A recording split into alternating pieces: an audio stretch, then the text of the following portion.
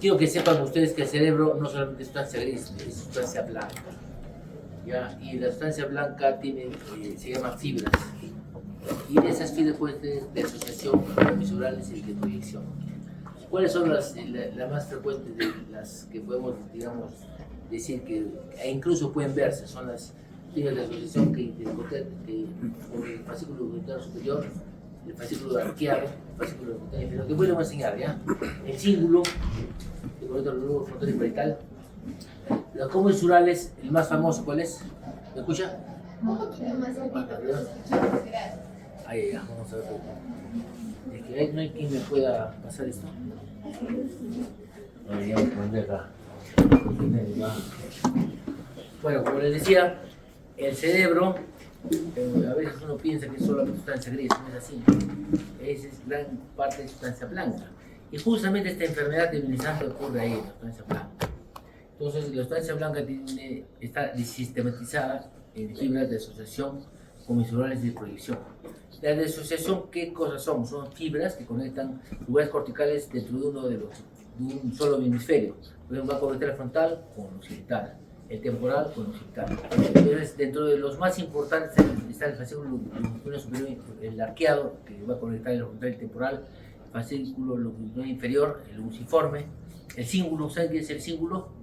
Condición de neuroanatomía, ¿qué es el cíngulo? Virus cinguli, ¿saben? Bueno, es pues del cuerpo calloso, todo ese caminito. Lo que está por dentro es el cíngulo. Es parte del sistema límbico. ¿Ya? Ahora, las fibras comisurales como es comisura, va a unir ambos hemisferios en diferentes partes. El más famoso, ¿cuál es? El cuerpo calloso. ¿Saben? La comisura anterior, comisura hipocampal o comisura de Fornix. Y la de proyección son ya fibras básicamente en relación a las fibras motoras sensitivas que vienen de arriba a abajo o de abajo a arriba, ¿no? Son las fibras de proyección. ¿Por qué les hago hincapié? Porque estas enfermedades justamente afectan a estas fibras. Entonces este es un corte. ¿Qué tipo de corte es? ¿Corte? Coronal. Coronal. Coronal, ¿no? Entonces acá están viendo los lóbulos occidentales y cerebelo, ¿no? Entonces, ¿qué cosa es la esclerosis múltiple? Es una enfermedad inflamatoria. ¿Por qué es inflamatoria? Porque hay un problema autoinmune que todos los nervios que les he mostrado se inflaman. ¿Qué más es? Disminizante. Todos los axones tienen una cubierta, igualito que los cables de electricidad. ¿No han visto su cubierta?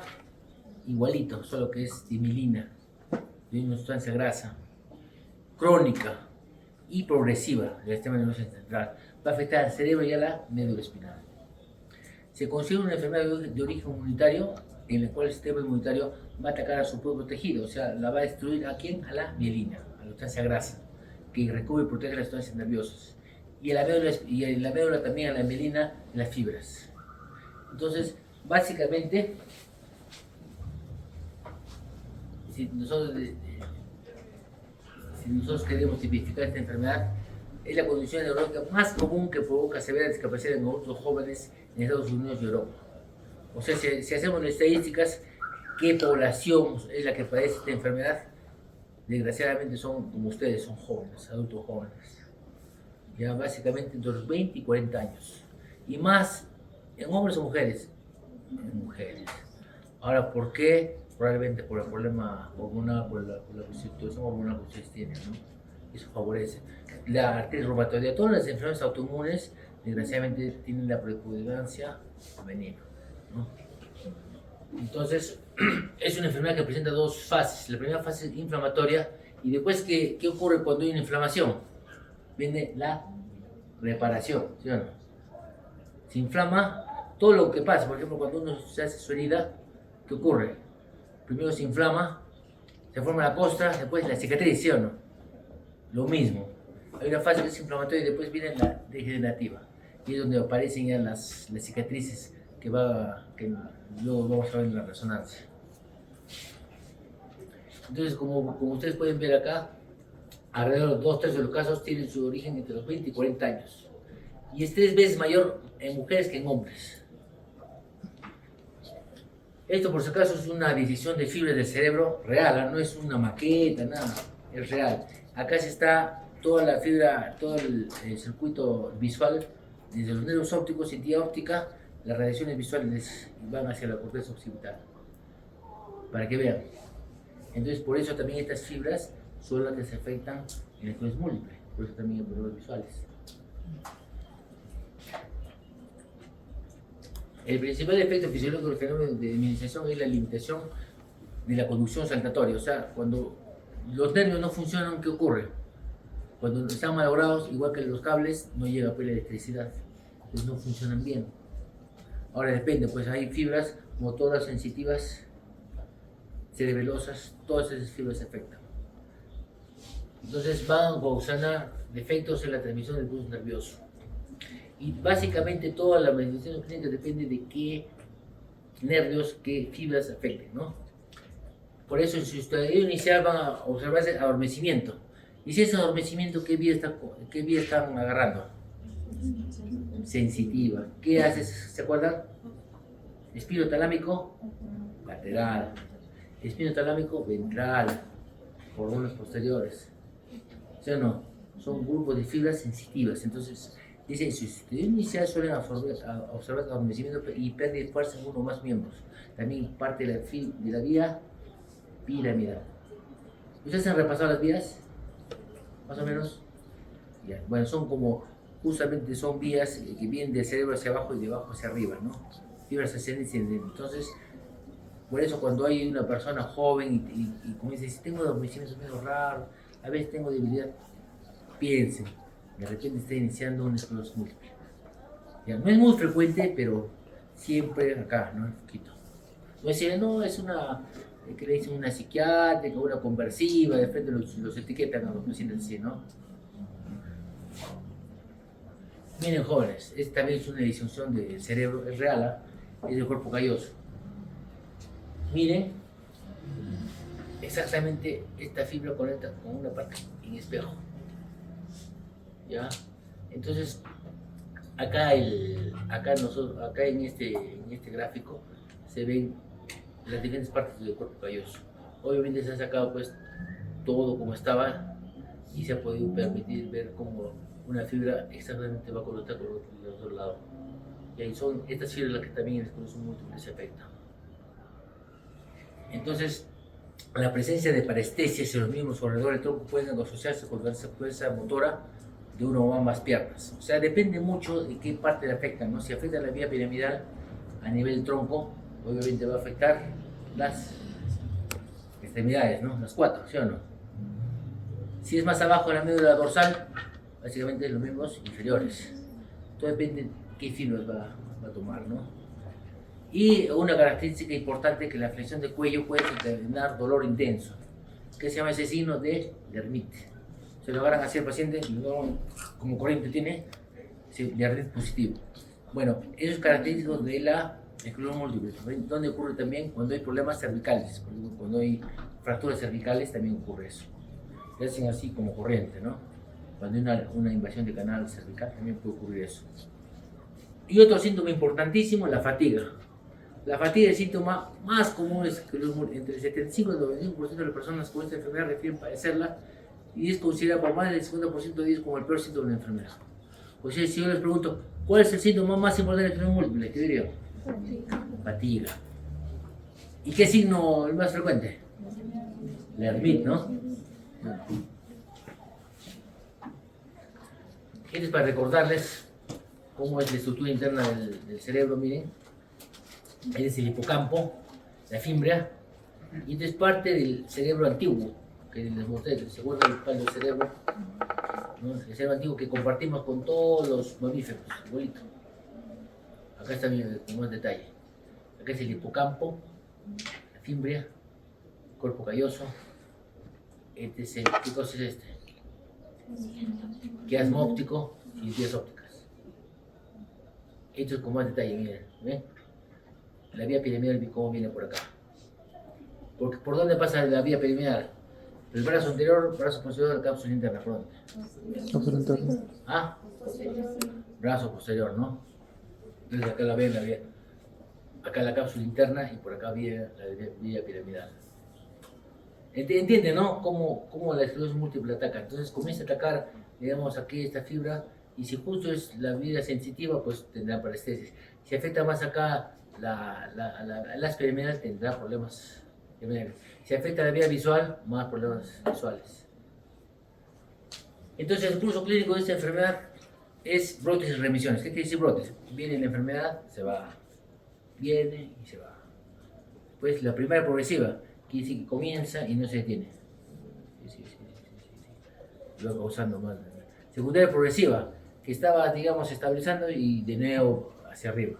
Y la progresiva recurrente es aquella, pues, que ya estaba estabilizándose y otra vez recurre, se eleva, ¿no? Estas enfermedades, así como son las enfermedades reumatológicas, tienen periodos de actividad. ¿No han visto ustedes artritis reumatoidea? No, todas esas enfermedades tienen periodo de actividad, ¿no? Actividad, luego pasa, la paciente está bien, ya no duele esas articulaciones, y otros días es terrible, no pueden ni levantarse, ¿no? Más o menos parecido. ¿Por qué? Porque tienen casi el mismo origen, son enfermedades autoinmunes. O sea, el organismo mismo produce anticuerpos que destruyen, en este caso, las fibras nerviosas, la defensa blanca. Acá miren, es la corona radiada, núcleo lenticular, fascículo superior, núcleo inferior. Entonces, de todos los exámenes, ¿cuál es el más importante? La resonancia. La resonancia magnética es el examen más importante de todos los que se dice, más importante. Entonces, el estudio de resonancia magnética es el estudio complementario de lesión como ayuda en el diagnóstico de esclerosis múltiple. Entonces, estas lesiones debilitantes pueden ponerse como placas y se va a ubicar en la región periventricular, es característico, o sea, alrededor de los ventrículos, ahí se va. ¿Y qué tipo tienen? Básicamente es perpendicular a las, digamos, desde el cerebro, perpendicular a las fibras, alrededor de los ventrículos, ¿ya? Entonces la apariencia típica de estas lesiones son ovoides dirigidas en ángulo recto del cuerpo calloso, como que si irradian de las placas. Aparecen hiperitensias en T2 Freyr y de densidad protónica y hiperitensias en T1. Y si ustedes le ponen gadolino es un contraste, no sé si sepan, un contraste, entonces va a hacer que se note mejor, ¿no? Dice, la acumulación de gadolino en las placas de administración se asocia con inflamación aguda. O sea, cuando le ponen gadolino y se pinta, quiere decir que hay un proceso activo, ¿no?, de enfermedad. Ahora, también puede utilizarse potenciantes abocados, porque muchas veces clínicamente no se nota. O sea, el paciente aparentemente ve perfecto, aparentemente bien, su mano está bien, tiene buena sensibilidad, pero le hacen la electrografía y ahí se va a notar que hay una lentificación de electricidad. Y dicen, ya hay un problema de la visión, no está llegando bien en este caso la información auditiva o visual o sensitiva, ¿no? Eso lo hacen los potenciantes abocados. Entonces los potenciantes abocados pueden ser auditivos, visuales, somas o sensitivos. Y se utiliza para demostrar la presencia de lesiones subclínicas o bien proveer evidencias objetivas sobre estos síntomas. El potencial abocado visual es el más útil. ¿Han visto la vía visual qué grande es? Es inmensa. O sea, nosotros y todas las vías que tenemos, donde más fibras nerviosas hay es en la vía visual. Entonces, por eso es muy sensible esta enfermedad, ¿no? Ahora, dentro de los exámenes, también hay exámenes del LCR, la punción lumbar. Las proteínas y las células están ligeramente aumentadas y valores mayores a 50 o proteínas más de 100 miligramos por decilitro alejan la sospecha de esclerosis múltiple. O sea, no debe haber mucho problema inflamatorio, ¿no?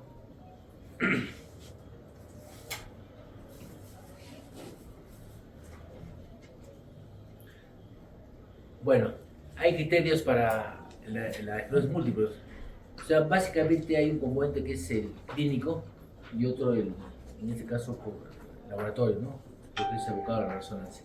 Entonces, los criterios de McDonald's mantienen el principio de Post de demostrar la diseminación de las lesiones en espacio y tiempo, pero él propuso como diagnóstico posible de esclerosis múltiple o como no esclerosis múltiple. Y estos son los requisitos. Estos son los acá, estos son, ¿ya? Entonces, dos o más ataques, brotes, 2 o más lesiones, es importantísimo. 2 o más ataques brotes, evidencia clínica objetiva de la lesión. 3, un ataque o brote con evidencia clínica objetiva de 2 o más lesiones. O 4, un ataque donde hay una evidencia clínica objetiva de la lesión. Y de los datos adicionales para el diagnóstico, diseminación del espacio demostrado por 2 o más lesiones por resonancia. Acá la resonancia es clave. LSR positivo. Esperar otro ataque en un sitio diferente. O sea, el esclerosis múltiple no necesita ataca solamente las fibras de un lado, rota, se va después hacia adelante, hacia atrás, hacia el lado. O sea, por eso su sintomatología es muy variada. No es así uniforme, no es por ejemplo como la esclerosis lateral amiotrófica, no es uniforme, por eso como cambia tanto, entonces por eso se dice que hay compromiso en el espacio y tiempo. ¿Ya? Luego la diseminación del tiempo demostrado por resonancia, segundo ataque clínico, diseminación del espacio demostrado por 2 o más lesiones por resonancia, consistentes en el esclerosis múltiple y LSR positivo. Y diseminación en el tiempo evidenciado por resonancia. Entonces este criterio es clave, tienen que leerlo bien, ¿ya?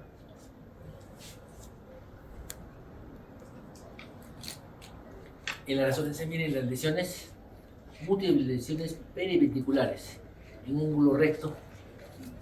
Bien, han visto en ángulo recto a cuerpo galloso, ¿no? Eso es claro, perdón, un ratito.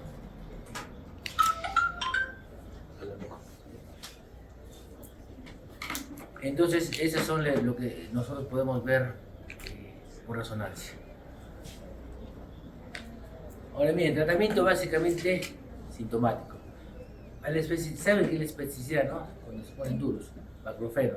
Temblor con clonazepam, alteraciones vesicales o sibutidina de desmopresina, fatiga, amantadina o modafinilo, dolor, carbamazepina en casos de refractividad, gabapentina o pregabalina. De ellos, la pregabalina es la que tiene el mayor efecto. ¿Saben qué es la pregabalina, no? Es un neuromodulador muy importante, sobre todo que lo utilizamos cuando, por ejemplo, hay dolor de ciática, cualquier dolor de tipo neuropático, va muy bien con la pregabalina. Exacerbaciones, ahí sí echamos mano a los corticoides.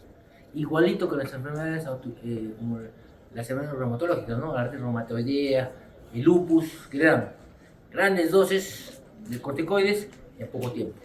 Lo mismo acá, igualito. Metilprednisolona intravenosa 1 gramo por día durante 3 a 5 días. Seguido de uso de prednisona 60 a 80 miligramos por día con disminución paulatina por periodo de 20 a 30 días. Casi el mismo principio que las enfermedades reumatológicas. Porque también tiene un origen autoinmune igualito, ¿no? O sea, en otras palabras, son básicamente un tratamiento sintomático. ¿Vamos a nosotros lograr que la enfermedad progrese, que no progrese? No, desgraciadamente la enfermedad, de acuerdo a la persona, va a seguir, ¿no? Nosotros no vamos a controlar algo nada más, ¿no? Bueno, la otra enfermedad que ha tocado en este tema es la llamada neuromielitis óptica. Entonces la neuromielitis óptica, como su nombre dice, ¿qué va a afectar? El nervio óptico y la médula. Ahí está su nombre. Mielitis es inflamación de médula y neuro óptico, ¿no? Entonces describe un cuadro clínico caracterizado por consistencia de inflamación, neuritis óptica y mielitis. Entonces, estudios recientes han demostrado que la neuromielitis óptica hay una existencia de extensas áreas hemorrágicas con disfunción de sustancia gris y blanca. Esta enfermedad básicamente afecta también a ustedes, mujeres, 80-90% de los casos. Con una edad de inicio un poquito mayor, a los 40. En cambio, la esclerosis múltiple, más joven, ¿no? 20, 40, ¿no? Es un poquito más. Frecuentemente suele asociarse con otras enfermedades autoinmunitarias como lupus eritematoso sistémico, síndrome Sjögren, enfermedades mixtas de tejido conectivo, así como enfermedades infecciosas como la tuberculosis. En el 55% de los casos ocurre un curso monofásico definido por la aparición simultánea de neuritis óptica, un bilateral y un episodio de mielitis. Solo el 25%. ¿No? En el resto, ¿qué ocurre? Viene primero uno, luego se agrega la otra. O sea, en la cuarta parte de los casos se asocian los dos. ¿Ya? La gran mayoría de los casos experimenta un curso en el cual el episodio de neuritis óptica o mielitis se presenta de forma recurrente en el término de meses o años. O sea, felizmente no es tan así agresivo como la otra, ¿no? Demora más. Y el tratamiento de las exacerbaciones, igual que también en la esclerosis múltiple, se pone metilprednisolona a altas dosis, 3 a 5 días. Puede utilizarse también plasmaféresis. Acá pueden ver, miren, inflamaciones, en este caso de la médula y también del nervio óptico. Bueno, entonces esto le va a dar a la doctora Sea, ¿no? No lo voy a mencionar más, ¿ya? Ya, jóvenes, bueno, hace una clase de emergencia porque el colega no ha podido hacerla, pero más o menos les he dado los bosquejos más importantes, ¿no? ¿Han entendido, jóvenes? ¿Sí? ¿Está bien? Bueno, entonces...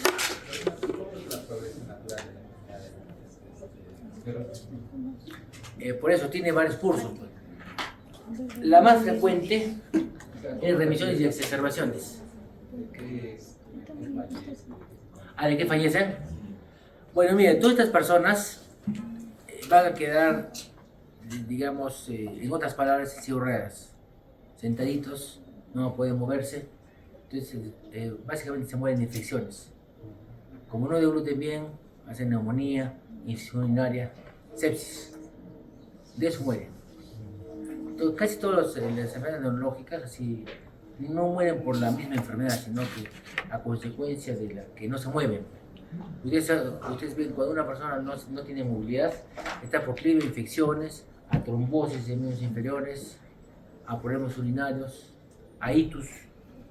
¿Y a qué lleva eso? A sepsis, ¿no? Esa sería la causa de muerte.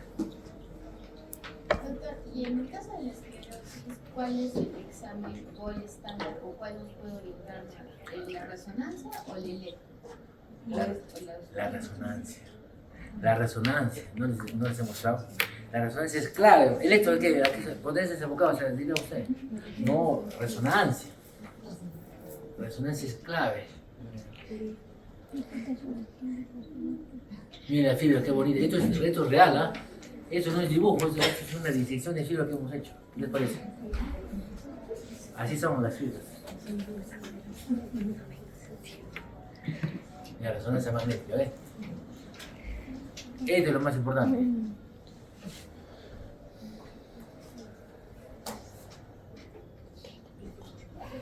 Acá está, ¿eh? Todos los...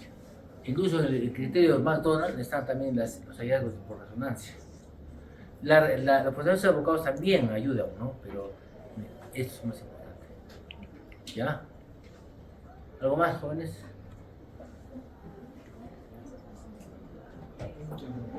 ¿Qué tan frecuente es esta enfermedad en la población? En Arequipa. Acá en Arequipa, mira, yo soy neurocirujano. O sea, yo veo poco esto. Lo que ven los neurólogos, digamos, ellos lo ven más, pero es poco frecuente, no es mucho. Ahora, la frecuencia exacta, a ver qué presupuesto. Si me dices 1 en 1 millón, 2 en 1 millón, tenemos que ver. Pero es una enfermedad, o sea, tú me dices la frecuencia, ¿no? O sea, en relación a una tasa, ¿no? Eso tendríamos que ver, pero acá en Arequipa, de lo que veo, no es muy frecuente. Más es en los países, por ejemplo, Estados Unidos, Europa, más es ahí. También un componente racial. Felizmente acá las enfermedades autoinmunes son poco frecuentes. Ahora también debe ser por nuestro mestizaje, ¿no? En cambio en Europa son más, digamos, no hay mucho mestizaje, entonces más frecuente. El mestizaje también es muy importante porque permite anular muchos genes malos. En cambio en Europa, pues, sobre todo en los países, en Alemania, en Finlandia, ahí pues, de blancos nomás siempre, digamos, tienen descendencia, entonces ahí más frecuente, ¿no? Ahora, si me dices la tasa, la verdad no le he puesto, pero es poco frecuente. Yo, por si acaso, esta clase le he dado de emergencia, porque el colega neurólogo, que es el que, digamos, tiene más experiencia, no pudo venir. ¿Ya? ¿De acuerdo? ¿Ya? ¿Los jóvenes? Bueno, ¿algo más? ¿Cómo haríamos el diagnóstico de neuromielitis óptica? También hay criterios. Hay criterios. O sea, acá se utiliza mucho. No lo he puesto, ¿no? Acá está, mira. Hay colegas que se han dedicado, neurólogos así, digamos, muy estudiosos, que han creado criterios y son muy válidos. Por ejemplo, para la neuromielitis óptica, acá está, criterios absolutos, obviamente. Si es neuromielitis óptica, tiene que tener mielitis, ¿sí o no? Entonces acá, criterios absolutos, mielitis. Tiene que tener inflamación del nervio óptico, neuritis óptica. Es clave, ¿sí o no? Ahí dice, criterios absolutos, ya, comenzando por eso. Criterios de soporte, resonancia negativa del cerebro al comienzo de la enfermedad. Resonancia del medio colusión de contigo dos, tres o más segmentos vertebrales, no solamente uno, tres o más segmentos, que tiene esa existencia. Cero posibilidad del test neuromielitis óptica IgG, que comprueba la existencia de anticuerpos contra la acuoporina 4. El diagnóstico definitivo de neuromielitis óptica requiere dos criterios absolutos y al menos dos de los criterios de soporte. Ahí está la respuesta. ¿Está bien? ¿Sí o no? ¿Está bien? Ya, jóvenes. Y también el tratamiento igual, pues, periodos, digamos, de exacerbación, pues, corticoides. Por eso los corticoides se dan a altas dosis siempre por poco tiempo. Porque si ustedes dan corticoides por mucho tiempo, al paciente lo inmunodeprimen, hace sepsis, hemorragias digestivas y se muere más rápido con el tratamiento que con la enfermedad, ¿no? Ya, jóvenes. Entonces creo que les he dado las pautas más importantes, ¿no? Muy bien. Muy jóvenes, entonces ahora van a tener la clase de la doctora Sea, ¿no?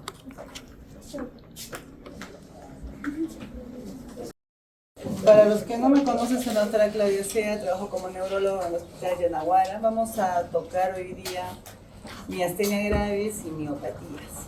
¿Okay? Estas enfermedades en sí tienen como características comunes tanto la miastenia, las miopatías, las polineuropatías, que son enfermedades que causan debilidad muscular, ¿no es cierto? O debilidad en general. Y tenemos que saber distinguir cuando está, en qué zona de lo que es la fuerza encontramos esta debilidad. Si es en la unión neuromuscular, si es en el mismo músculo o si es en los nervios, ¿no? Entonces hoy vamos a hablar de la unión neuromuscular, vamos a hablar de lo que es el músculo en sí y no vamos a tocar estas polineuropatías. Entonces vamos a presentar unos casos clínicos que son los que yo vi y los que me dejaron marcada para esto de lo que es miastenia gravis. En primer lugar tenemos una paciente de sexo femenino, 26 años, soltera, católica, vive con sus padres. No tenía ningún antecedente de importancia, completamente sana. Trabajaba medio tiempo como asistente personal y en agosto del 2022, después de que tuvo estresores personales, terminó una relación de 6 años, empezó con problemas de caída de párpados, que duró aproximadamente un mes, en el cual empezó a tener diplopia, miraba doble. Sin embargo, la paciente no le dio importancia, desaparece y siguió su vida. A los 6 meses empieza a tener voz gangosa, o sea, no era una disartria, sino hablaba como si estuviera con la nariz tapada realmente. Y eran eventos intermitentes, o sea, a veces te hablaba bien y luego empezaba a hablarte con una voz gangosa. Entonces se sentía cansada, estaba deprimida, ¿ok? Y después, luego iría el mes, más o menos a los 2-3 meses, empezó a tener dificultades con alimentos que tenían que tener bastante masticación. Por ejemplo, decía que ya no podía comer chancho porque tenía que masticar mucho rato y se agotaba. Es evaluada por estos síntomas, en primer lugar, voz gangosa, disartria, ¿no? Estás pensando en algo más en fosa posterior o algo de repente, alguna cosa que está pasando en esófago, algo que está pasando en la garganta. Entonces fue evaluada por otorrino y gastroenterología, los cuales no encontraron absolutamente nada.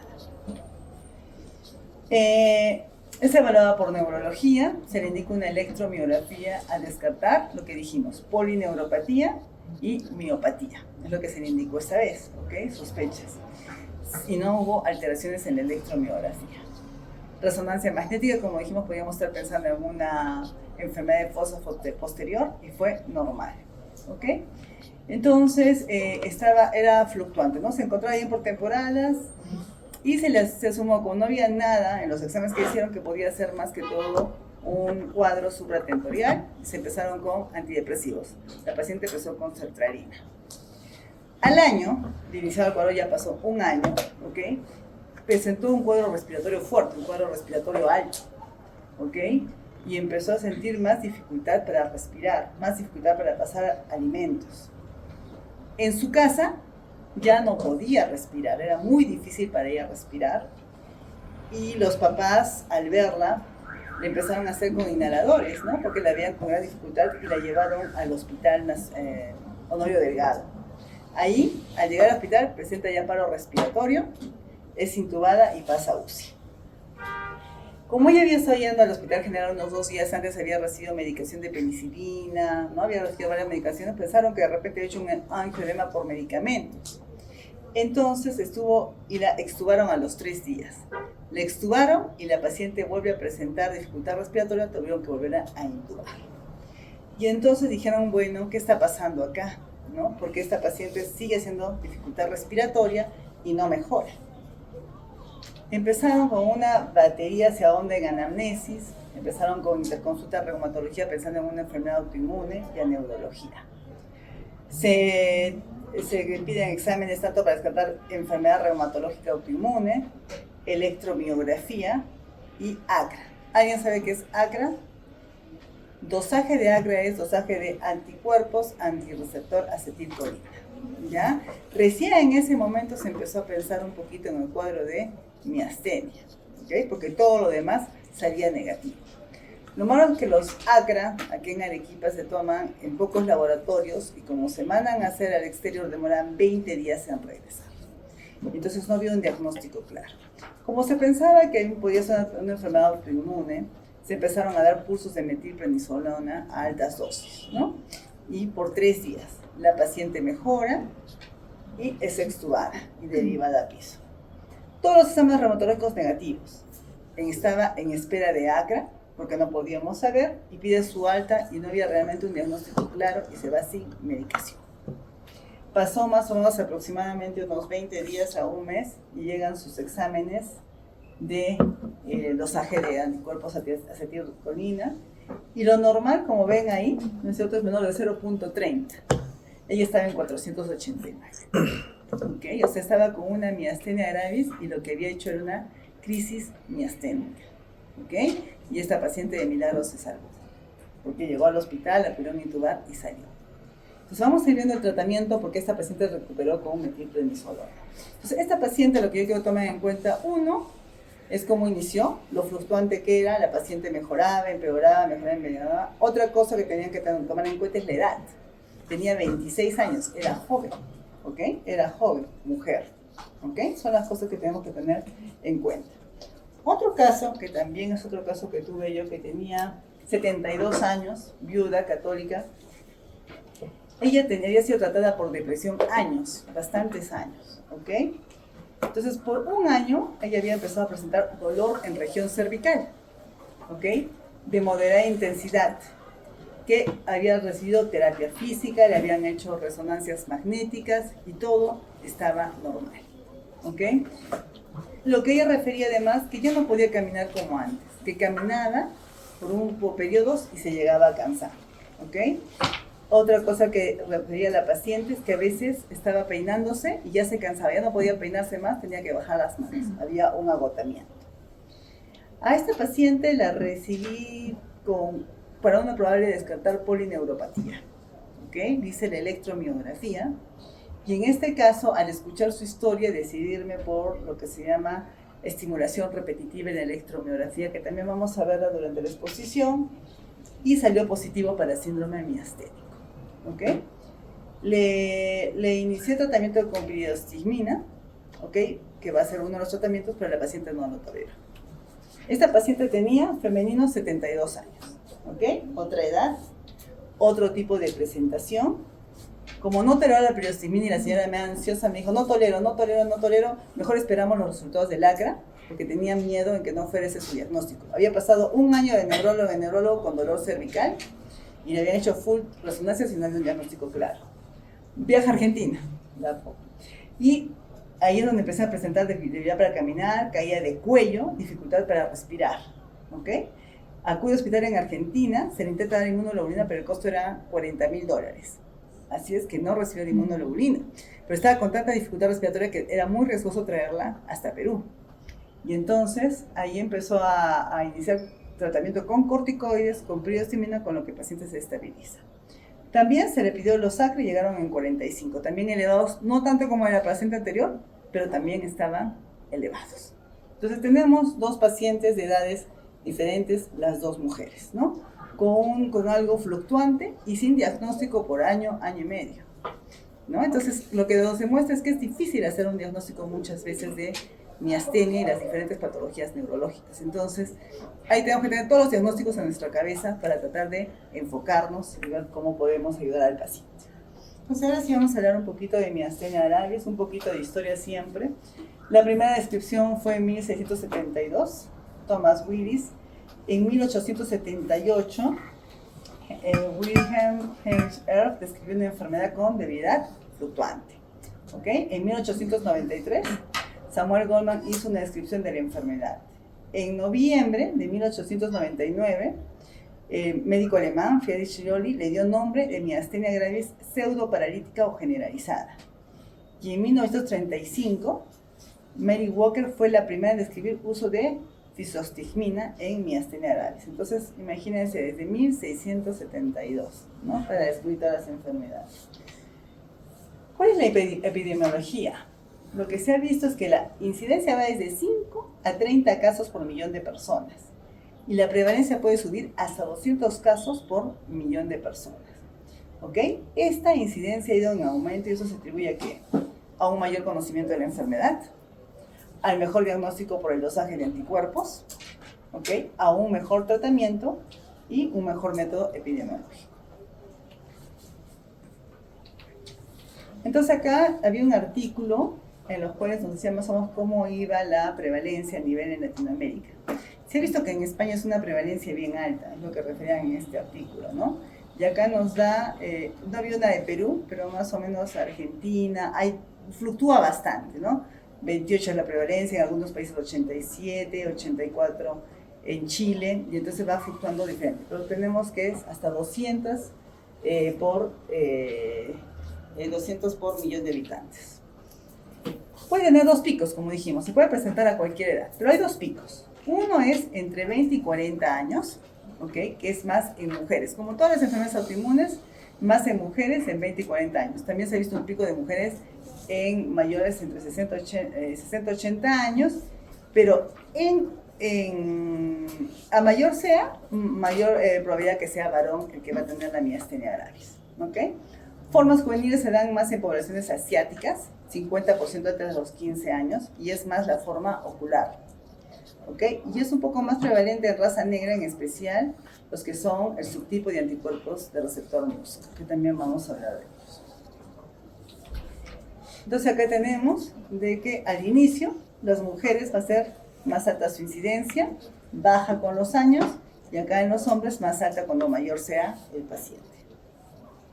Esto es lo que se veía en el tratamiento, ¿ok? Como al inicio la mortalidad era bien alta, al inicio cuando esta enfermedad recién se descubrió, porque no habían los tratamientos que hay ahora, ¿no? Y había traqueostomía, intubación, y entonces había más muertes. En cambio, con el tiempo hemos ido cambiando los tratamientos acá abajo, ya hay plasmaféresis, ya hay corticoides, ya hay inmunoglobulina, con la cual la mortalidad ha disminuido.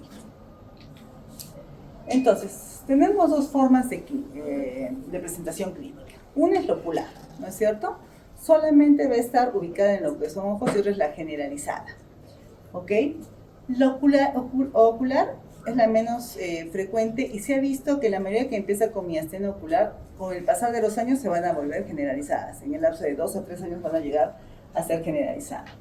Como dijimos, la debilidad va a ser fluctuante. Tanto reflejos y la sensibilidad van a estar conservadas, ¿no? A diferencia, por ejemplo, de una polineuropatía, ¿no? Que los reflejos van a estar... ¿Cómo están los reflejos en una polineuropatía? ¿Cómo van a estar? Disminuidos, ¿no es cierto? Porque es segunda neurona, ¿no es cierto?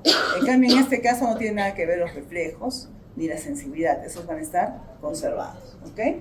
Entonces, hay que ver que es importante ver la localización, variación en el tiempo y si la debilidad aumenta con el ejercicio. Eso también es muy importante, ¿no? Entonces, yo me despierto bien, estoy tranquila, estoy feliz, pasa el día empiezo a caminar un poquito más, ya me empiezo a cansar y a las 6 de la tarde ya no quiero ni caminar, me quiero sentar porque estoy muy agotada. Lo mismo, ¿no? Amanezco de repente mirando bien, pasa el tiempo y empiezo a mirar doble.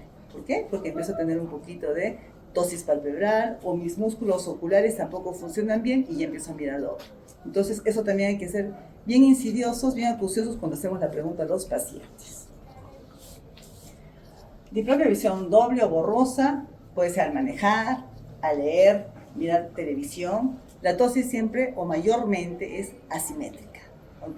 De ahí viene otro problema, ¿no? Te viene un paciente y te viene solamente con ptosis, ¿no? Ptosis palpebral. ¿Qué otro diagnóstico podrías tú pensar si es que viene un paciente con ptosis palpebral? ¿Qué otro diagnóstico? Un solo ojo. ¿Ah? ACV. Ya, un ACV muy puntual, ¿no? En mesencéfalo, chiquitísimo, ¿no? Si solamente tengo tosis, bien difícil, ¿no? Podría ser, no he visto, pero bien difícil, porque tiene que ser muy puntual. Otra cosa podría ser que hay una parálisis ¿de qué par? Sí. Okay. Tercero, no séptimo, ¿ok? Acuérdense que el séptimo te deja el ojo abierto, ¿ok? ¿Por qué? ¿No? Porque el séptimo se encarga de cerrar el ojo, entonces no funciona y me deja el ojo abierto. En cambio, el tercero es para abrir, es para abrir el párpado, entonces te da ptosis palpebral. Entonces, cuando viene un paciente con un solo ojo, con una caída, ahí tenemos el diagnóstico diferencial, ¿ok? Entonces puede haber afectación de músculos faciales. Es más, los pacientes, el paciente de los 26 años, ya no se reía bien, se reía así. Su risa era como una sardónica, no podía realmente levantar los músculos faciales. Y era una risa rara. Entonces tú mirabas sus fotos anteriores, se reía normalmente. Ya luego la risa empezó a ser diferente, ¿no? Se le veía raro. Debilidad de los músculos auriculares de los ojos y auriculares de los labios, ¿no? Es lo que estamos diciendo. Ahí tenemos la ptosis, generalmente asimétrica. Ahí también, ¿no? Una ptosis no tan severa, más sutil, pero ahí está, ¿ok? Entonces tenemos que buscar sutilezas, porque no siempre nos va a venir así. Si nos viene así, es fácil.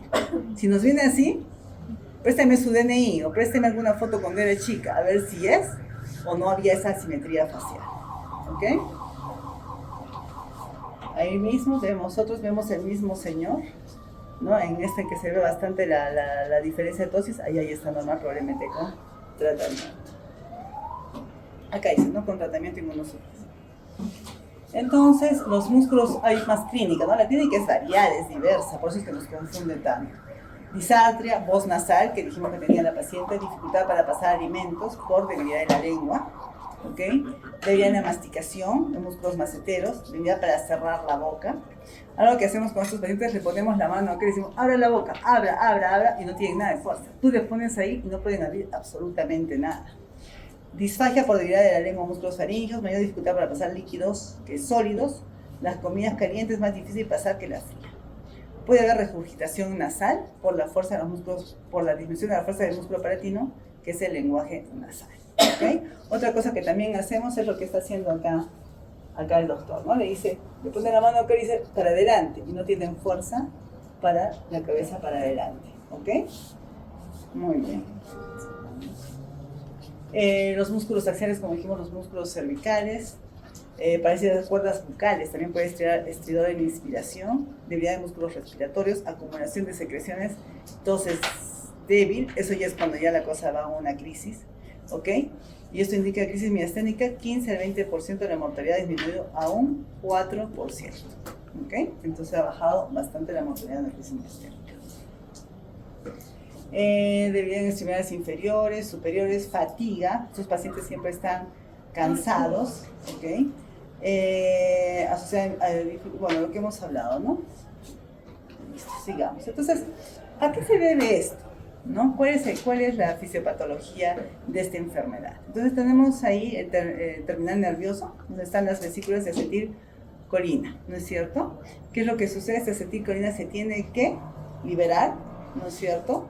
Y se tiene que unir al receptor acetilcolina para actuar, ¿no es cierto? Como vemos, ahí tengo puntero, ¿no? Entonces, acá está la acetilcolina liberada, ¿no es cierto? Entonces, ¿qué hacen acá está el receptor de la acetilcolina. Entonces, ¿qué hace el anticuerpo? El anticuerpo se va a unir al receptor y va a hacer que éste rápidamente se internalice, ¿ok? Y se degrade rápidamente. Entonces, la acetilcolina no va a cumplir su función, ¿ok? No va a cumplir, esto va a pasar en varios, ¿no? Como ven acá, acá es la inmunoglobulina con el forma de complemento y va a internalizar y ya no va a cumplir su función de acetilcolina. Pero los receptores de la acetilcolina no son los únicos receptores que van a ser los que se van a afectar. Acá vemos otros receptores de los cuales estuvimos hablando que se llaman los receptores MuSK, ¿ok? Los receptores MuSK van a estar y van a actuar en conjunto con la acetilcolina, ¿ok? Van a ayudar a actuar la acetilcolina. Si el MuSK no funciona, tampoco va a funcionar la acetilcolina. Y acá hay otro que también colabora de la misma manera con la receptor de acetilcolina, que es este receptor que se llama receptor, ay, siempre me olvido ese nombre, acá está, lipoproteína relacionada al receptor de la proteína 4. Yo le digo ERP4, no me acuerdo el nombre completo, ¿ok? Entonces, cuando nosotros dosamos y vemos qué es lo que está fallando, dosamos el receptor de la acetilcolina, que son los ACRA, ¿ok? Pero este va a ser el causante más o menos de un 70 a 80% de todas las miastenias graves, ¿ok? En segundo lugar va a ser este receptor MuSK. Y en tercer lugar va a ser este receptor el que va a estar afectado. Pero el ACRA me cuesta ya 500. El MuSK me debe costar unos 800, 900. Y el otro debe costarme 1000 o más. Imagínense mandar a hacer a todos los pacientes los 3 receptores, ¿no? Es medio cruel para el bolsillo. Entonces, generalmente lo que pedimos es el ACRA, ¿ok? Lo que pedimos porque es el más común, el más frecuente. Ya si nos sale negativo, bueno, ya vamos a los otros, ¿no? Pero es más o menos lo que tenemos acá. Entonces, alguno de ellos no funciona y empieza la debilidad. Entonces, acá tenemos los subgrupos de miastenia graves, ¿ok? Uno es el de inicio temprano, ¿ok? Que son los menores de 50 años, ¿ok? Y la miastenia gravis está muy, muy relacionada al timo, ¿ok? Entonces puede haber hiperplasia del timo o simplemente no puede haber hiperplasia del timo, o puede haber también timomas. El timoma ya es un cáncer, ¿no es cierto? Entonces, está bien relacionada. Por ejemplo, que dice que de inicio temprano menor de 50 años frecuentemente encontramos hiperplasia tímica o restos del timo, ¿ok? De inicio tardío, ¿ok? También son los receptores de acetilcolina, menores de 50 años, en atrofia tímica, ¿ok? Lo otro es miastenia gravis con timoma, ¿ok? Puede ser variable el receptor de acetilcolina también. Y, ¿qué dice? ¿verdad? Timo, linfoepitelioma. Eso tenemos que retirarlo como de lugar, ¿no es cierto? Ahora, la miastenia gravis anti-MuSK, que dijimos que es el quinasa de músculo específico, generalmente el timo está normal, ¿ok? Para el LRP4 también el timo va a ser normal. Hay 0 negativos, hay un porcentaje en el cual no encuentras ningún receptor, no lo llegas a detectar. Entonces ahí puede haber restos de timo, puede haber hiperplasia, no puede haber. Y en el molecular también va a ser variable. ¿Por qué es tan importante esto del timo? Porque a todos nuestros pacientes que vienen con miastenia grave le pedimos una tomografía torácica para ver si hay timo, si hay restos de timo. Porque se ha visto que si es timoma tienes que retirarlo definitivamente. Y si hay restos de timo, ¿retiramos o no retiramos? Y era ahí donde había una gran discusión. Se ha visto que mejoran, ¿ok? Ahorita vamos a hablar de eso, se ha visto que mejoran, entonces siempre hay que tomar la tomografía torácica. Entonces, ¿cuáles son las características? Los anticuerpos, los que hablamos los anticuerpos acetilcolina, están en 50% de pacientes con miastenia gravis ocular y en el 85% de pacientes con la generalizada, ¿ok?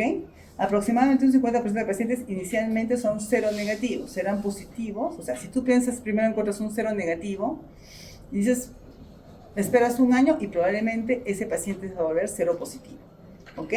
Esto dice que no correlaciona con la severidad de los síntomas, porque teníamos mi paciente, la primera que estaba con 400 de ACRA y la segunda que estaba con 45 y las dos me hicieron crisis miasténica. Dice que no hay una correlación directa, ¿ok? No hay una correlación directa. Los anti-MuSK son hallados en el 40% del 15% de la miastenia generalizada, ¿ok? Que han sido negativos para el anticuerpo acetilcolina. Son raramente positivos en miastenia ocular, ¿ok? Y los anti-LRP4 se han encontrado aproximadamente en el 18% de pacientes que son seronegativos para. Primero intentas con los antirreceptores de acetilcolina o con los anti-MuSK, ¿ok? Si no, nada, recién entras al anti-LRP4. Listo. Entonces, ¿cómo es que se ve cada uno? ¿Ok? Entonces, la miastenia gravis, que es por receptores de acetilcolina, es más que todo, es generalizada. ¿Ok? Entonces, es un 80% de pacientes. Los anti-MuSK se han visto que es en un 4%. No es tanto en esto, no se ve tanta problema en lo que es los músculos faciales, sino más en el cuerpo. Y los LRP4 generalizadas, la mayoría son generalizadas, ¿no? Y los seronegativos también son miastenias generalizadas. Y ahí está el porcentaje, cómo se va presentando en cada uno. Entonces vale la pena simplemente este receptor acetilcolina, ¿no? Mayormente, si es que no tienes el dinero para hacer más. ¿Cuáles son los diagnósticos? ¿Cómo haces el diagnóstico? Entonces te llega el paciente. Como me llegó un paciente hace muchos años, él ya se murió con una crisis miasténica en casa. Vino con tosis palpebral de un solo ojo y le pusimos hielo, ¿no? Hicimos que comprar una paletita, le pusimos el hielo, 1 minuto, le sacamos, abrió un poquito el ojo, abrió y luego volvió a caerse, ¿no? Entonces tenemos la prueba de hielo que bien que mal ayuda. La prueba de térsino, que nunca la he hecho, es con una sustancia, no la hacemos. La electromiografía, lo que dijimos, ¿no? La electromiografía, lo que hacemos, la electromiografía es no sé si en sus rotaciones habrán visto, es un aparato que nos ayuda a ver más que todo ese estudio de la segunda neurona, ¿ok? Todo lo que es polineuropatías, nos ayuda a ver todo lo que es miopatías y nos ayuda a ver también lo que es miastenia gravis. Pero en este caso se hace una estimulación repetitiva. ¿Qué significa? Tú tocas el nervio, generalmente el cubital, y haces un estímulo, te va a salir la onda del CIMA, se me da el nombre, pero te sale una onda. Entonces, esa onda, cuando tú tienes miastenia gravis, le haces hacer ejercicios al paciente, esa onda debería mantenerse igual en todo el trazado. Sin embargo, miastenia gravis y empieza a bajar rápidamente. Entonces, la estimulación repetitiva ahí es positiva, ¿ok? Ahora, la electromiografía puede tener falsos negativos, ¿eh? O sea, si tengo una electromiografía, pido una electromiografía y me sale negativo, no significa que el paciente no tenga miastenia gravis. Muchas, hasta generalizadas, salen negativas. Y en miastenia ocular te va a salir negativa. ¿Ya? Entonces eso también hay que tenerlo en cuenta. Como dijimos, dosaje de receptores, ACRA, anti-MuSK, anti-LRP4, la TEM torácica y laboratorio para descartar cualquier otra enfermedad de debilidad. El tratamiento. Y acá viene, ¿no? El tratamiento depende del receptor, de la edad de inicio, del tipo de enfermedad, si es ocular o generalizada. Se han hecho 2 consensos, 2016 y una actualización en el 2020. Se ha visto que de un 10 a 15% de pacientes muestran refractariedad, es decir, no mejora o empeora con el uso de corticoides y el uso de 2 medicamentos inmunosupresores en dosis adecuadas. ¿Ok? Entonces ahí sí tenemos problemas, ¿ok? Y sí hemos visto. No es bajo el porcentaje. 10 a 15% no vamos a hacer nada. Entonces tenemos el tratamiento sintomático y el tratamiento inmunomodulador. Vamos a empezar a hablar del tratamiento sintomático, ¿no? Inmunomodulador, que es en los inhibidores de la acetilcolinesterasa. El tratamiento inmunosupresor crónico, que es con corticoides o inmunosupresores. Y el tratamiento inmunomodulador de acción rápida, que va a ser con inmunoglobulina o plasmaféresis. Entonces, ¿cuál es el tratamiento sintomático? La piridostigmina, ¿ok? La piridostigmina es un tratamiento que va a aumentar la disponibilidad de acetilcolina en la unión neuromuscular. Esto va a hacer que se retrase la degradación por la acetilcolinesterasa, ¿no? Y que entonces es sintomático. Actúa muy bien en todos los subtipos, ¿ok? A excepción del dependiente del receptor MuSK, en la cual va a tener una respuesta propia. La dosis de inicio, las tabletas vienen de 60 miligramos, empezamos con media tabletita cada 8 horas y podemos aumentar, ¿ok? Hasta 120 miligramos 4 veces al día, ¿ok? ¿Cuáles son los efectos colaterales? Dolores abdominales, diarreas, náuseas, puede haber salivación, ¿ok? Entonces, generalmente empezamos con la medicación de la piriostigmina, principalmente porque no estamos en crisis miasténica. Hacemos el diagnóstico y empezamos con piriostigmina. Todos los pacientes que yo he tratado, por lo menos me ha ido bien, ¿no? Repente un poquito de diarreas, pero se acostumbra y al final van bien con la piriostigmina. Tengo un paciente o dos pacientes que se han quedado en piriostigmina y no he necesitado dar inmunomoduladores, ¿ok? O sea, si va bien con la solamente con el sintomático, déjalo con el sintomático. Pero si ves que no mejora lo suficiente, ahí tenemos que cambiar el tratamiento, tenemos que aumentar el tratamiento, ¿ok? Tenemos que tener mucho cuidado porque la crisis miasténica siempre está rondando. Siempre al paciente con miastenia gravis le está rondando la crisis miasténica. Yo tenía unos 5 caballeritos antes de la pandemia con miastenia gravis, mayores de 80, 75 años. Ha quedado uno, se murieron 4. ¿Ok? Entonces siempre está rodeando ahí es una enfermedad peligrosa, ¿no? Entonces, ¿qué es lo que damos? Corticoides, ¿ok? Los corticoides damos prednisona, ¿ok? 1 miligramo por kilogramo, es decir, hasta 60 miligramos cuando estamos en un cuadro severo, ¿ok? Estamos en un cuadro severo, principalmente crisis miasténica. Pues que la primera paciente con metilprednisolona salió, ¿ok? Salió porque da corticoides. La respuesta va a ser a las 2 a 4 semanas de inicio del tratamiento. Y la máxima mejora va a ser hasta 4 y 8 semanas. La tasa de respuesta es hasta el 74%, o sea, es una alta tasa de respuesta, ¿ok? Y es lo que tenemos que tener en cuenta. Hay un 40% en que tú le das corticoides y empeora. Pasa una semana y está peor el paciente, ¿ok? Entonces, ahí hay que tener cuidado. Pero hay que continuar con la terapia, hay que continuar porque va a mejorar, al final va a mejorar. Los corticoides son una gran arma. Generalmente cuando tratamos con piriostigmina, muchas veces les damos poquito corticoide, les damos 10 a 15 miligramos y con eso los mantenemos y van muy bien. Acuérdense que los corticoides tienen muchos efectos colaterales, ¿no es cierto? Entonces, no podemos mantenerlos tan altos por mucho tiempo. Entonces, lo que hacemos es, cuando está en crisis, damos 60 y vamos bajando cada semana. 5, hasta llegar a 10 a 15 como tratamiento de mantenimiento. Inmunosupresor, ya. Entonces, otros en la crisis miasténica. Tratamos a un paciente con crisis miasténica. ¿Qué hacemos con ella? Entonces, le vamos a dar, generalmente, tenemos que decir entre la plasmaféresis o entre la inmunoglobulina, ¿ok? En mi hospital, el Hospital Yanaguara, nosotros preferimos las inmunoglobulinas. No tenemos plasmaféresis es con banco de sangre, no tenemos, y nos va muy bien con las inmunoglobulinas. En el Nacional utilizamos un poquito más las plasmaféresis. Hace poco hemos enviado a un paciente de unos 50 años que ha debutado con disartria disfagia, así, vulvar, completamente vulvar, y este paciente fue al Nacional y dijeron para darle inmunoglobulinas. Y farmacia les dijo, inmunoglobulinas no está indicada para miastenia gravis. Ya ha tenido que empezar plasmaféresis, ¿no? Entonces, diferente en cada hospital, nosotros sí damos inmunoglobulinas a dosis de 2 gramos por kilogramo en 5 días y van muy bien nuestros pacientes. Plasmaféresis lo que hace va a remover los anticuerpos, complementos y citoquinas de la circulación. Se usa de 7 a 14 días en forma interdiaria.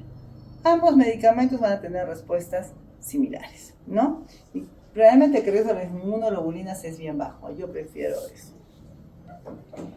Y la timectomía, en la anterior es lo que me he equivocado. Bueno, en los medicamentos inmunosupresores utilizamos generalmente la azatioprina, ¿ok? La azatioprina la utilizamos en dosis empezamos con 50 miligramos cada 24, para ver si hay leucopenia, porque produce leucopenia. Tomamos un hemograma en unas 2 semanas y empezamos con dosis de azatioprina 50 cada 12. Podemos también, aquellos que no van bien, micofenolato, rituximab, que son todos medicamentos inmunomoduladores, ¿no? Acuérdense que estos medicamentos más bien actúan lento, ¿no? A los 3-4 meses tienen su máxima acción. Entonces tenemos que empezar. Cuando vemos que nuestro paciente ha hecho una crisis miasténica y que no es una paciente que nos está yendo bien, empecemos con inmunosupresores, ¿no? Empecemos porque sabemos que van a demorar 3 meses en actuar. Entonces, mis pacientes que han hecho crisis miasténica están con corticoides, con piriostigmina y con acetropina.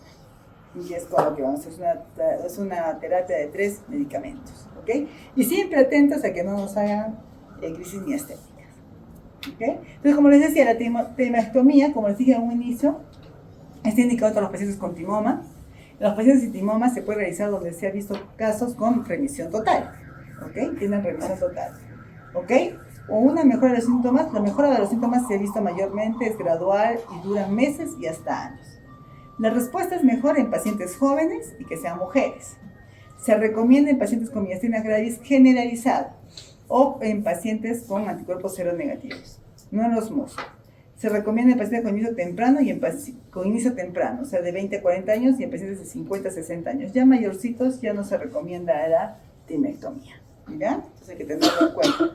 Esa paciente, la primera que les dije, hizo otra crisis miasténica, o sea, hizo una crisis miasténica en el 2024. Ha pasado el año y ha hecho una crisis miasténica hace un mes, ¿ok? O sea, ha hecho 2 crisis miasténicas. No llega a recuperarse realmente bien, por momentos se le va la voz, está ya con acetropina, entonces ella va a ir a una timectomía, ¿ok? A ver si con eso mejora o no mejora. Está bien difícil tratarlo. Estos son todos los medicamentos: prednisona, acetropina, micofenolato, rituximab, methotrexate, todos los medicamentos. ¿Y cómo es lo que tenemos que hacer? Diagnóstico confirmado de miastenia gravis. Empezamos con acetilcolinas, con inhibidores, ¿ok? Y podemos hacer una timectomía, ¿no? ¿Hay remisión clínica? Sí. Continuar con la piriostigmina. No hay. Empezamos prednisolona o prednisona y acetropina. Mejora. Continuamos con lo mismo. La prednisona lo más bajo posible, ¿ok? No hay un buen efecto. Podemos cambiar a micofenolato, ¿ok? O rituximab. ¿Mejora o no mejora? Si mejora, continuamos el tratamiento. ¿No?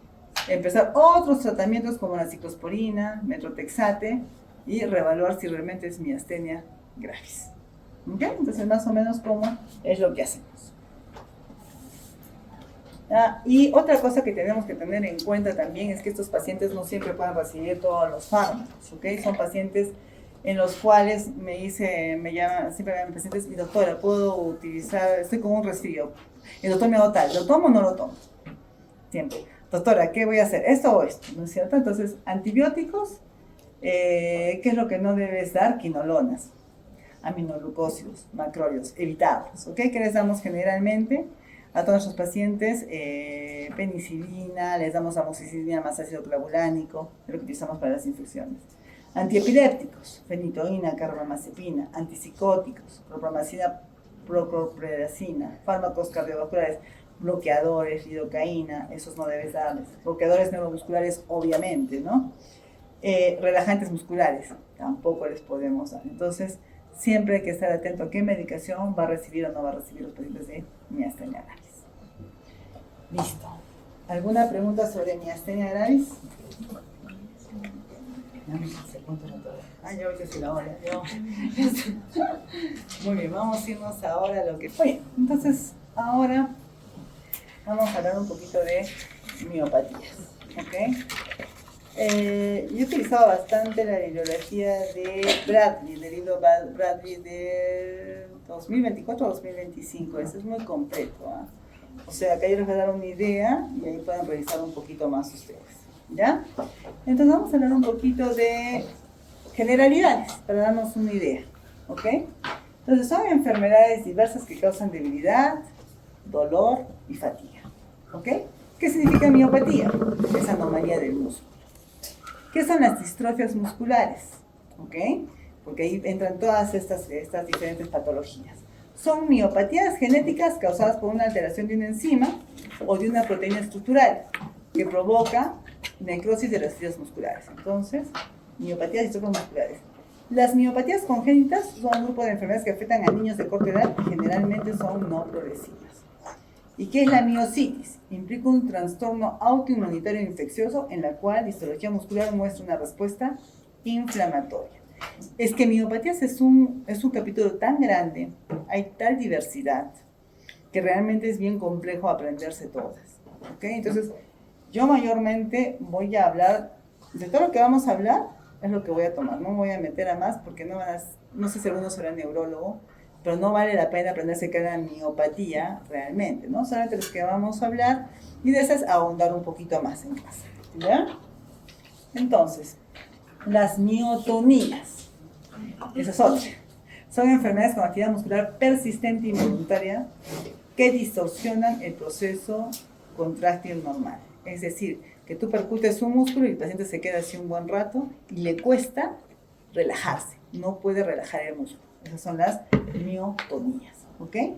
Otras, miopatías metabólicas, son trastornos de metabolismo del glucógeno o de los lípidos, que van a alterar la síntesis del ATP y que causan acumulación anómala de material en la célula. O sea, son alteraciones del ATP, tanto por alteraciones en el metabolismo del glucógeno o de lípidos.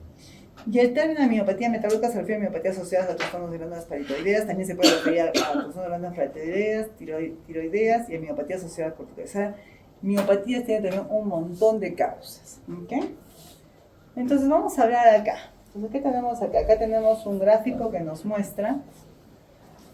Ahí está. A ver, voy a ver acá. Debió traer mi punterito. Muy bien. Entonces acá tenemos la matriz extracelular. ¿Okay? Acá tenemos el sarcolema, ¿ya? Y acá tenemos lo que es el retículo sarcoplásmico. Esto es lo que, no sé si han estudiado ustedes en histología, ¿no es cierto? Tenemos la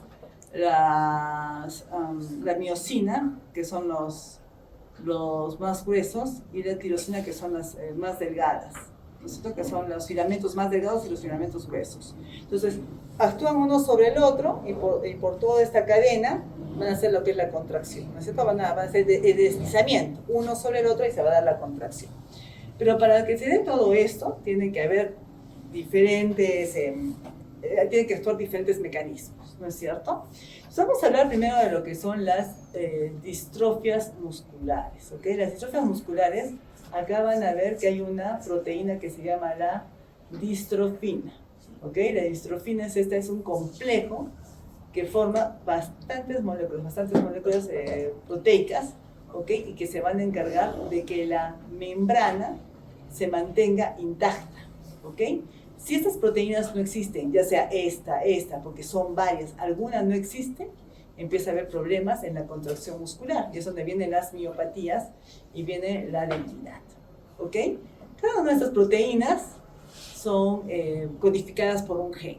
Entonces, generalmente todas estas distrofias musculares, todas estas miopatías, muchas de ellas son genéticas, ¿ok? Falla algún gen, falla alguna de estos complejos, basta uno o el otro y empieza a haber problemas en lo que es el retículo sarcoplásmico y en lo que es al final la contracción, ¿ya? Entonces, lo que vamos a hablar ahora son de las distrofias musculares, que son las distrofinopatías, ¿ok? Que era la más grande, que es esta de acá, donde está la azulita. Esta azulita es la que empieza a fallar y es donde se van a dar estas enfermedades. ¿Cuáles son las más frecuentes? ¿O cuáles son las más frecuentes? La distrofia de Duchenne, que deben haber escuchado, la distrofia de Becker. ¿Ok? Son de las dos que vamos a hablar. Entonces, la distrofia muscular de Duchenne va a ser el responsable, como dijimos es genético, es el brazo corto del cromosoma X. ¿Ok? Está en el locus XP21. ¿Cuál es la incidencia? 1 en 3.600 a 6.000 nacidos varones. Esto se da más que en los varones, ¿no es cierto? La mujer es la portadora, ¿ok? Los primeros signos que se van a ver son alrededor de los 2 años de edad, ¿ok? Ya empieza a haber una dificultad, ya empiezan a caminar hasta más tarde, ya empieza a haber un retraso del desarrollo motor, ¿no es cierto? Tenemos que tener en cuenta que la debilidad muscular es simétrica y bilateral, ¿ok? En estos pacientes, cuando van creciendo, se va a dar la maniobra de Gowers, que ahorita vamos a ver en un gráfico qué significa eso de la maniobra de Gowers. Otra cosa es que son aquellos que van a verse con los hipertrofia de gemelos, ¿no? Al contrario, vas a pensar que son fuertecitos porque tienen unos grandes gemelos. No, es una pseudohipertrofia porque se llenan de grasa, ¿ok? Y puede haber compromiso cardíaco e intelectual. Pueden tener algún grado de retardo y van a tener siempre compromiso cardíaco, con lo que al final van a morir, ¿no? Son pacientes que... Esta es la maniobra de Gowers. Entonces, el paciente, para levantarse, pone sus bracitos, poco a poco, luego se apoya en las rodillas, en los muslos y recién se para, ¿ok? Entonces el signo de Gowers que se va a ver en estos pacientes. Miren la hipertrofia de, ¿no? Acá se ven más gorditos y esto es uno normal. ¿Se dan cuenta? ¿No? Entonces ya se ve, no es tanto, ¿no? Hay los que tienen más hipertrofia. Bueno, ¿qué es lo que vamos a encontrar? Vamos a hacer el diagnóstico. Los niveles de creatinina quinasa van a ser elevados hasta 10 veces más del valor normal, o sea, van a estar bien altos, ¿ok? La enfermedad es progresiva, ¿ok? Estos pacientes terminan en silla de ruedas, ¿ok? A la edad de 15 años, imagínense, qué triste, ¿no? La expectativa de vida es hasta los 30 años, ¿ok? 1/3 de los pacientes presentan miocardiopatías sintomáticas a los 14 años y a los 18 años ya todos, ¿o sea?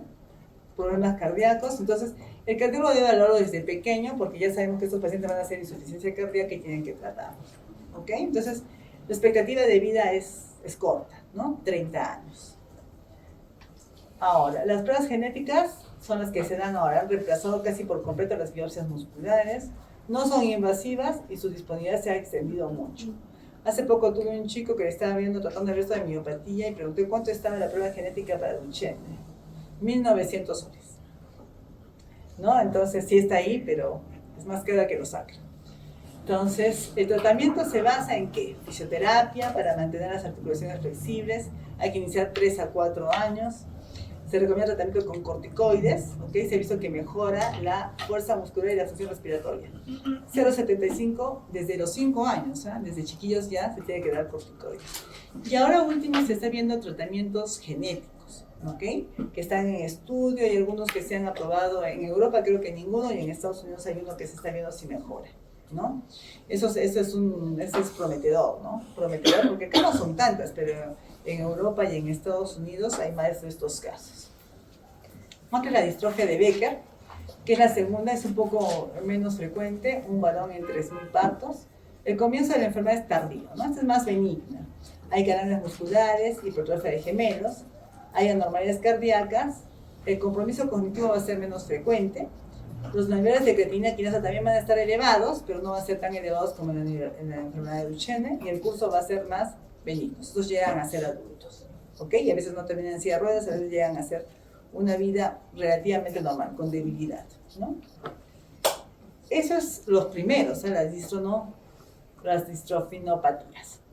Y luego tenemos las distrofias musculares congénitas. Ese es otro grupo, ¿ok? Es un grupo de enfermedades musculares, tenemos que acordarnos que son autosómicas recesivas, descritas por primera vez en 1900 por este científico Batten, caracterizados por hipotonía de nacimiento, además debilidad y presencia de múltiples contracturas. Pueden ser, en todas las miopatías puede ser, el espectro clínico puede ser leve o muy severo, ¿ok? Si es muy severo, se muere a los pocos meses de nacido.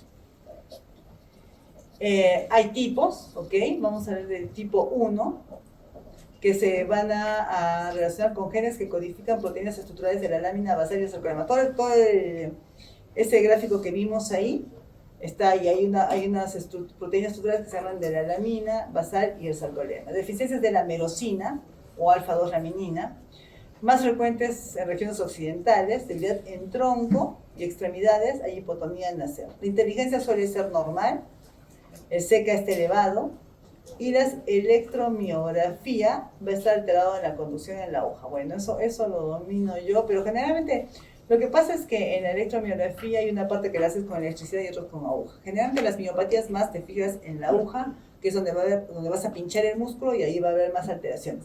Sin embargo, en esta me llamó la atención porque va a haber alteraciones en la conducción, que es cuando pones la electricidad y ves cómo se forma la onda, que se da generalmente en las polineuropatías. Sin embargo, en este tipo también hay afectación de la conducción, eso nos podría confundir. Y el paciente al final termina muy discapacitado. ¿Ok? De las distrofias musculares congénitas tenemos las distrofias relacionadas con la alteración de la glucosilación de alfa-distroglucanos, que son las distroglucanopatías. Imagínense aprenderse todo eso, pero no tener que aprenderse las que les estoy mostrando. Herencia autosómica recesiva, distrofias musculares congénitas con afectación ocular, en este caso las otras eran más generalizadas, esta es más ocular y del sistema nervioso central. Estas son las distrofias musculares congénitas de Fukuyama. Estos son los japonesitos y los asiáticos, tienen estos, ¿ok?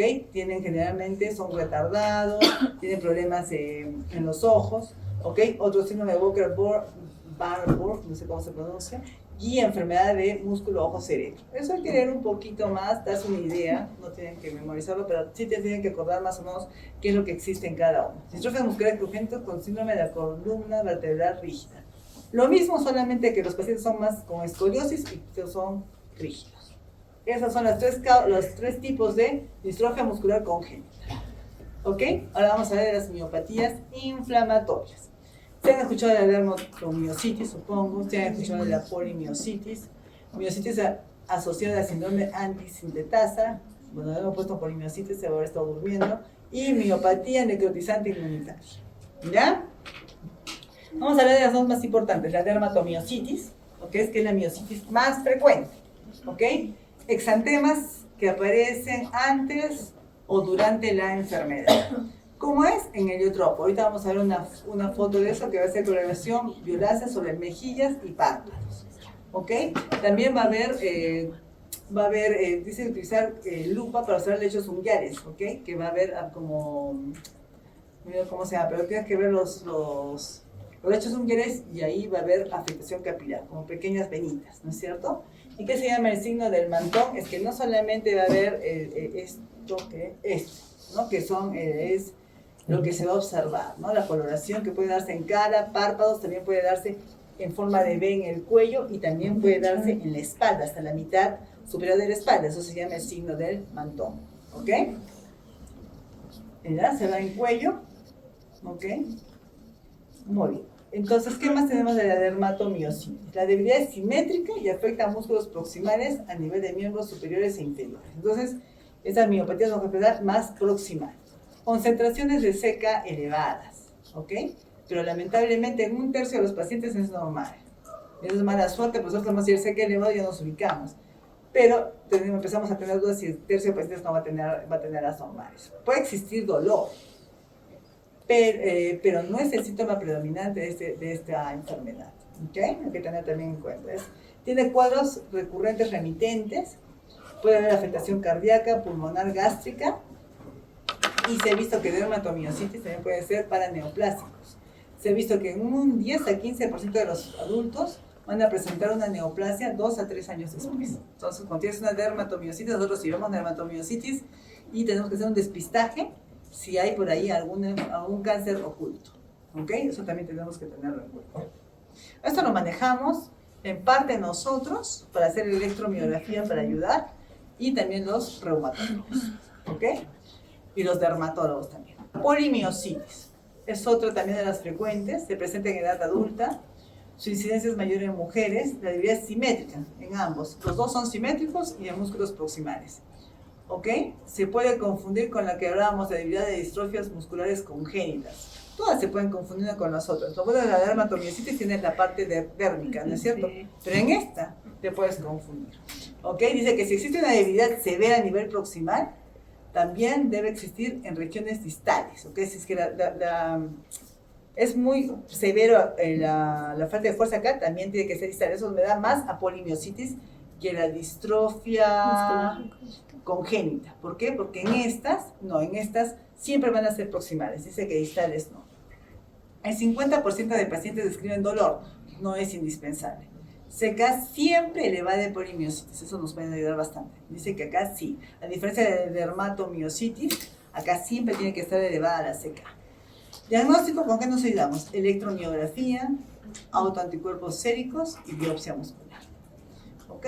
Es un trastorno mediado por inmunidad celular.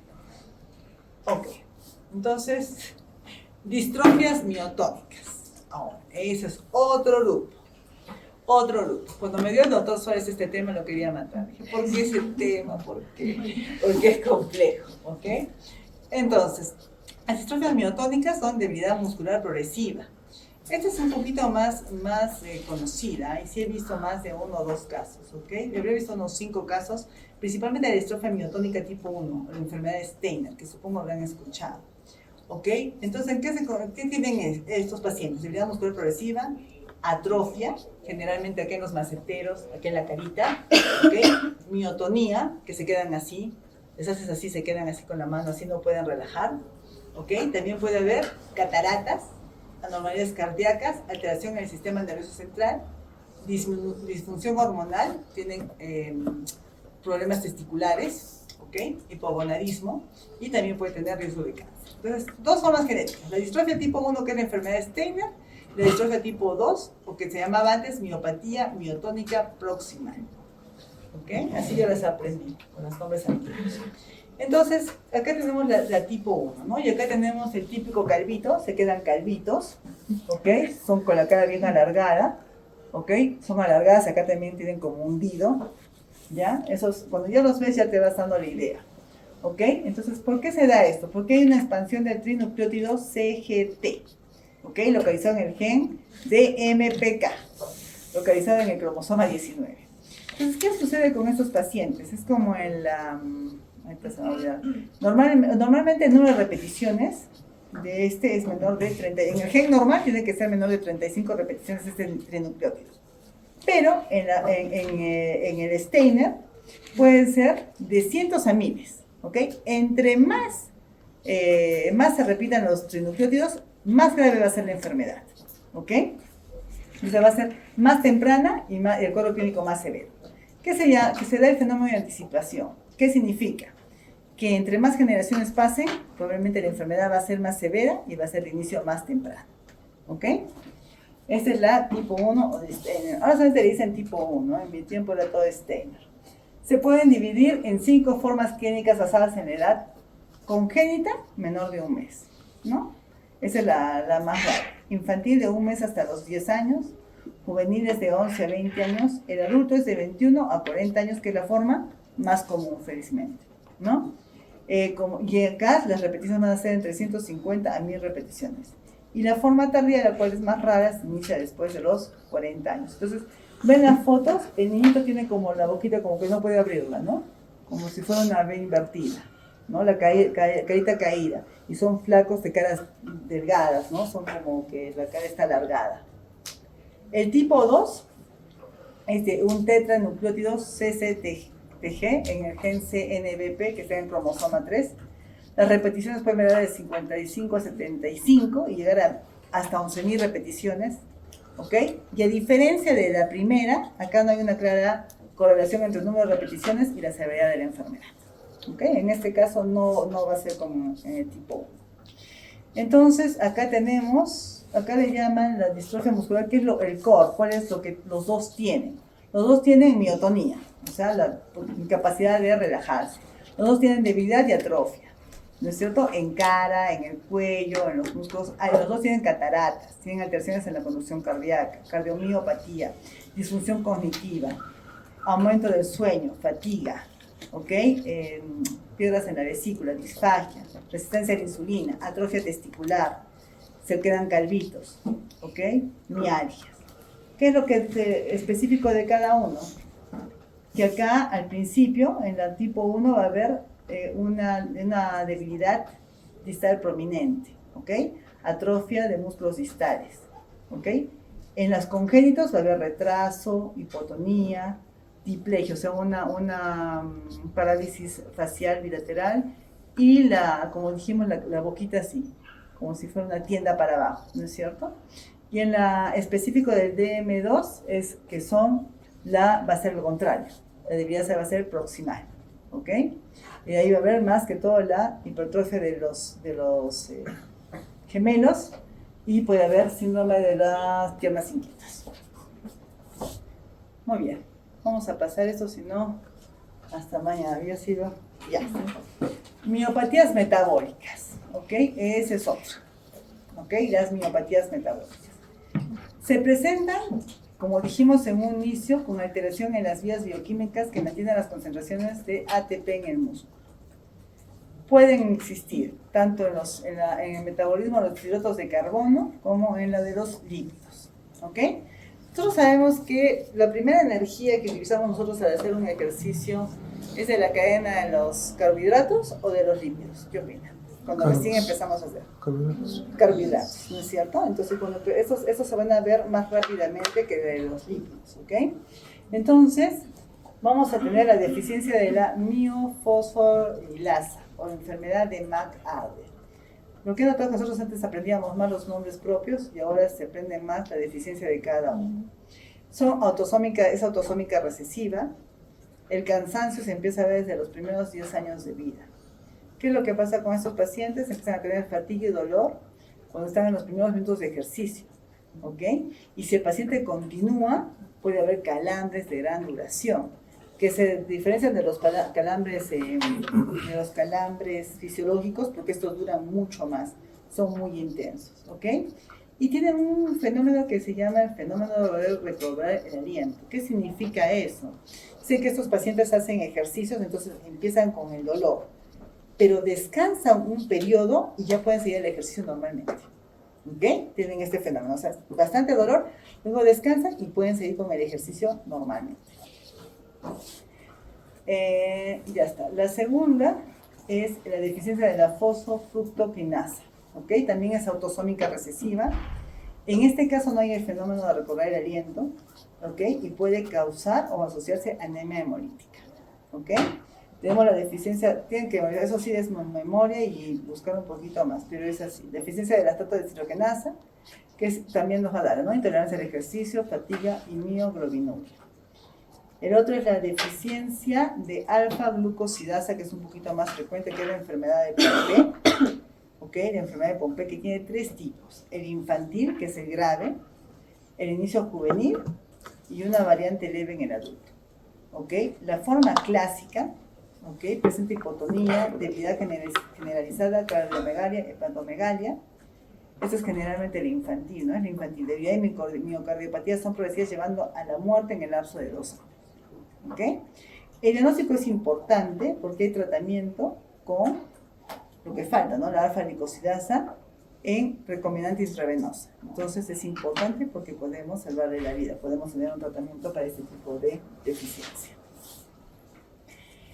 Y hay otros más, pero no los consideré porque ya es demasiada. O sea, yo pienso que ustedes tienen que memorizar o aprender, ¿no es cierto?, lo más importante, porque lo demás no creo que vaya a ser eso.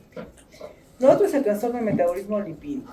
Tenemos la deficiencia de la carnitina palmitoiltransferasa, que son de 2 tipos, el CPT1 y el CPT2, y la deficiencia de carnitina. Son los dos en el metabolismo lipídico. Como dijimos, lo primero utilizamos hidratos de carbono y luego utilizamos lo que son los lípidos, ¿no es cierto? Cuando el ejercicio es más de 30 minutos o más de 1 hora. Entonces, después de 1 hora son el aporte energético principal. Pueden producir mioglobinuria después de ejercicio intenso. O sea, ¿qué pasa con estos pacientes? Son pacientes que llevan su vida normal, pero esos ¿por qué se descubren? Porque son pacientes de repente que hacen ejercicio de alta demanda, ¿no? Por ejemplo, jugarte 4 sets de tenis o ponerte a hacer pesas, ¿no? Entonces, estos pacientes recién ahí empiezan a sentir molestias, debilidad, cansancio, ¿no? Dice que esos pacientes van a tener más mioglobinuria, porque ¿por qué van a tener mioglobinuria esos pacientes? Porque ya van a exigir al músculo mucho más, o sea, recién van a tener síntomas cuando han exigido al músculo mucho más, entonces ya empiezan a tener el músculo necrosis. Y cuando hay mioglobinuria, el problema es que tapan el riñón y es ahí donde vamos a tener bastantes problemas, ¿ok? Entonces, tenemos que tener mucho cuidado con estos pacientes, ¿ok? La seca puede ser normal, y el análisis bioquímico de la biopsia de músculos es lo que nos va a mostrar la deficiencia, la forma de hacer el diagnóstico. Entonces, en estos pacientes, muchas veces ellos se tienen que indicar, ¿no es cierto? A veces no se pueden, son pacientes que son musculosos, que pueden hacer su vida normal, ¿ok? Y la otra es la deficiencia de carnitina, que va a haber también lo mismo, debilidad lentamente progresiva. En este caso va a haber reagudizaciones bruscas. Ya se van a tener que buscar un poquito más porque ahí me quedé. ¿Ya? Listo, chicos. Eso es todo.